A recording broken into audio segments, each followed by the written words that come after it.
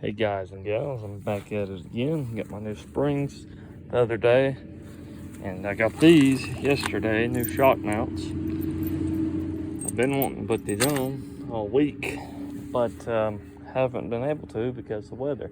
It has rained every day this week, as y'all can tell by the mud, but today it hadn't rained. It's a little cloudy, but the sun is peeking out, and hopefully it's not gonna rain. It says it's not, but y'all folks know how that goes. Old springs are a little bit taller, which I'm hoping it's because they're worn out. And you know how springs get when they get old. They kind of stretch and deform. That's what I'm hoping, because these are 14 and a half. And them are just a little bit, them are probably 15. I hadn't measured the originals, but I'm hoping that these don't compress as much as these do on the car. Because I've done called the place about having them re-arched, and the morons told me if I had them off the car, it would be 250 bucks. That's just crazy, guys. I bought these for 160 from Ames Performance, and I bought them these new shock mounts from OPGI because one side didn't have it, and then I stripped out the other side, so I'll be real careful putting them on, and hopefully I won't have to buy shock mounts for a while. So I'm gonna go ahead and gather up my tools and stuff, try and zip them in there, and hopefully they don't have to come out again. I may have a time getting this old shock mount out, because it sure doesn't want to come out, so I'm going to try and impact it out. Alright, that's one side down. I got it clocked the right way, I believe. So I'm going to go ahead and take all the stuff over there, knock out the other side, and I'm thinking on this, when I get around doing it, I'm going to cut off wheel, cut that little nub off because it's holding it, so it spins along with it, and then if it still don't come out, I'll take an air hammer and just pop that out. Now on the other side, I'm going to go ahead and change out this fine threaded bolt that didn't last time. Now I'll have all new coarse threaded bolts here, because these coarse threaded bolts, fine threaded ones, just ain't no good no more, and about everyone I take off on this car breaks, so I'll have to replace just about everything, like the shock bolts. When I done new shocks, I had to replace all the bolts. Y'all know how it goes. Just like a new shock mounts at the bottom. Well, I'm gonna let the rear end down and try and stab this side up. And also for stuff like this, I like to use a lock washer just so it don't back off, because you know it's kind of a high pressure area. It's a spring. It's just a little bit of safety. Now this side is loosely set in place. Just time to finish tightening it up. Tighten it up with my old 3/8 wrench, and that don't get them super tight, so finish them off the rest of the way with this. All right, guys, side number 2 is on, so I'll go ahead and put the shock mount on this side and try and do the other side too. I think I'll go ahead and start with getting it out. So I'll see y'all momentarily. Well, I went ahead and kind of trimmed up on that with this air grinder here and knocked that devil out. And then took my old trusty dusty air hammer and punched it out. So now we are ready for the new shock mounts. Alright, got the shock mount loosely fitted. Gonna tighten it up and swap onto the other side. Alright, this side is tightened up and down. So what I'm gonna do is swap the jack onto the other side and prop something up under this so I don't break the shock, and do the exact opposite but on this other side. Just realized on the other side I said I was worried about the shock, but I ain't worried about that because it's a cool spring, so I took that back. So I'm gonna go ahead and put this one on like so, because this was a shock mount that's been on the car for God knows how long. It's just a bolt with a nut as a spacer. Now that that's done, it's time to let all the stuff out from under it. Put the wheels on it, let that air jack down, and see what we're looking like. Finally had enough time today and no rain to get the springs on. And I think that sits pretty even. It's also with no air in the shocks, so it sits pretty level, I think. It looks pretty level. I don't think it's lower than stock springs, so hopefully them will be all right. Now that those springs are done, I got the front end jacked up. Some jack stands up under it, and I'm going to go ahead and pull these drums off and change the brake shoes, because you're not supposed to use metallic brake shoes with these 8 lugs because they got an actual steel liner inside of them, and it'll eat the liner out. But not only that, they just don't work good against each other. Like, it creates a glaze, because that's what's out of this car already is now since I've been running them. So So I have to knock that off with some sandpaper. And what's weird is it'll hop. If the wheels will actually hop up and down, kind of is what it feels like in the car if you got a brake card. The backs already had asbestos on them, I believe, because they don't do that. And them brake shoes have been on there for a long time, at least 30 years. And I tracked down a full set of asbestos ones, so I'm gonna go ahead and put them on here. See how it stops. So first we're gonna pop off our dog dishes with this little screwdriver. Then we're gonna pop this off and pop the little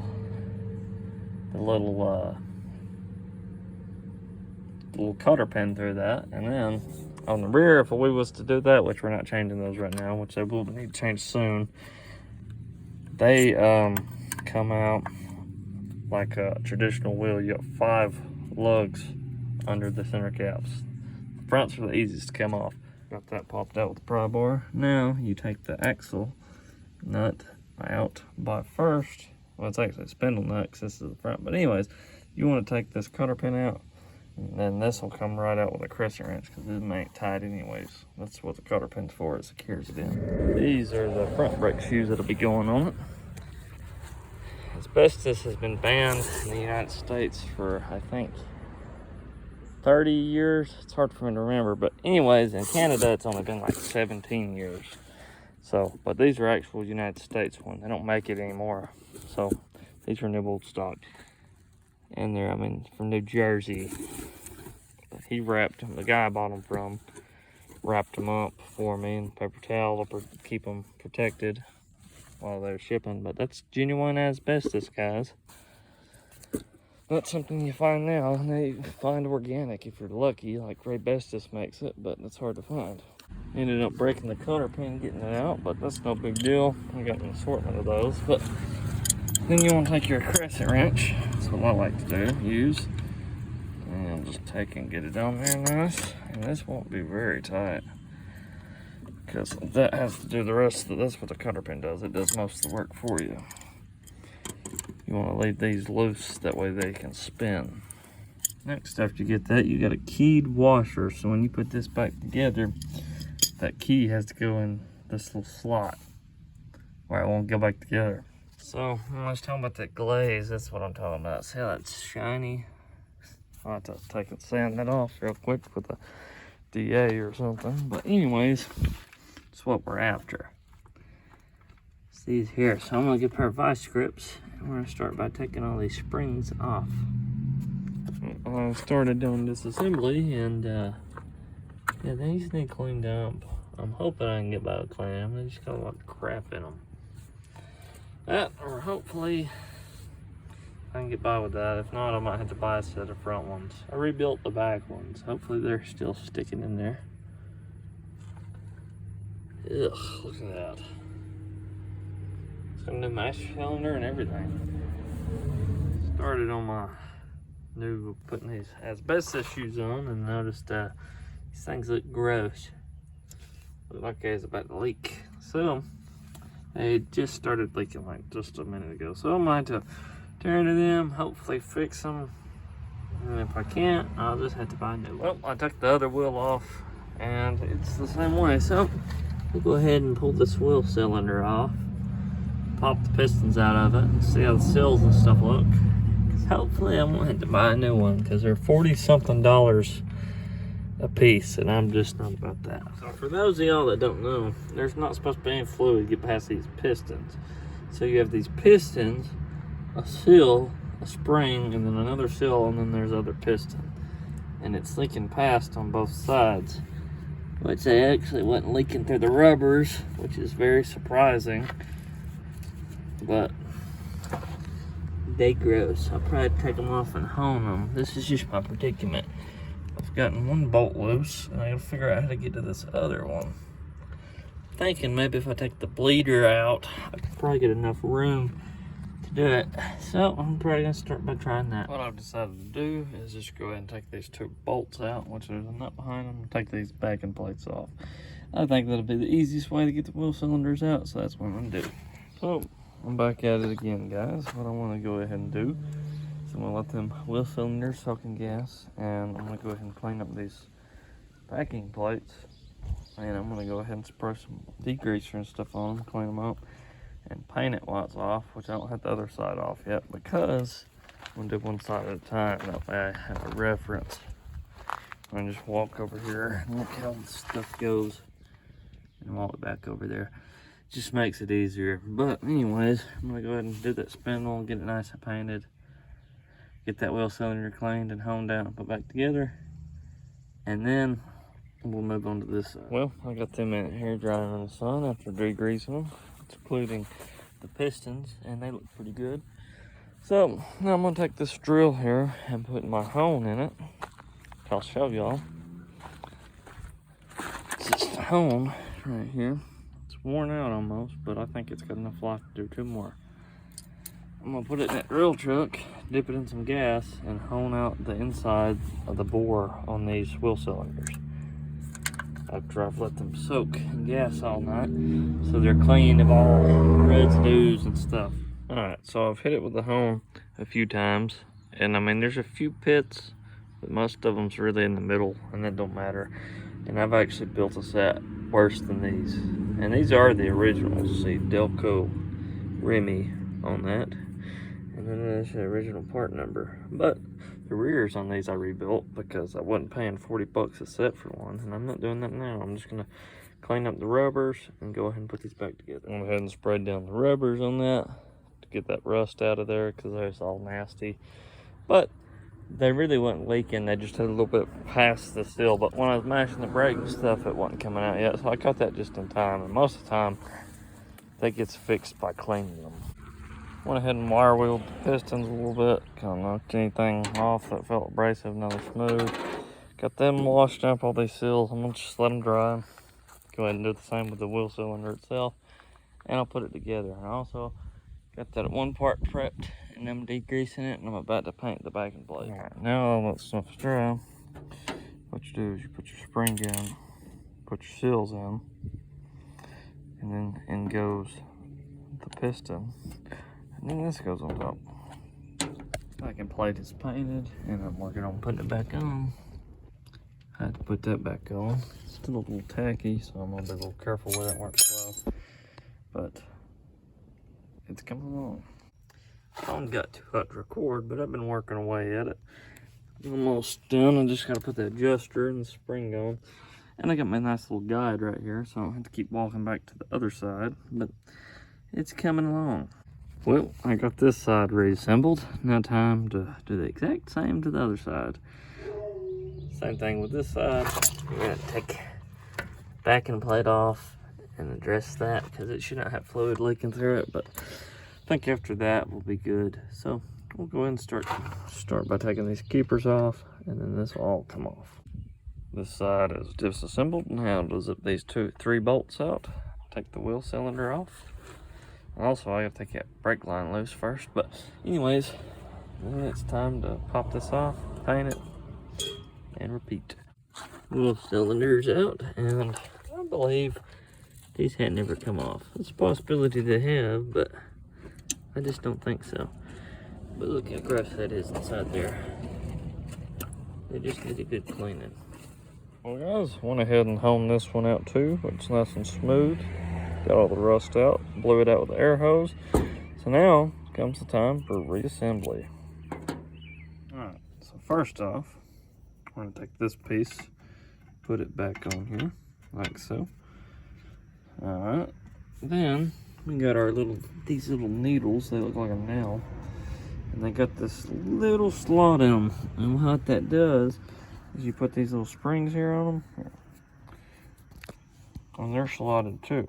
So what you do is you slide this in there, and when you turn it, it locks it where it don't come out. And I'll show you all where those are used here in just a minute. This side is done.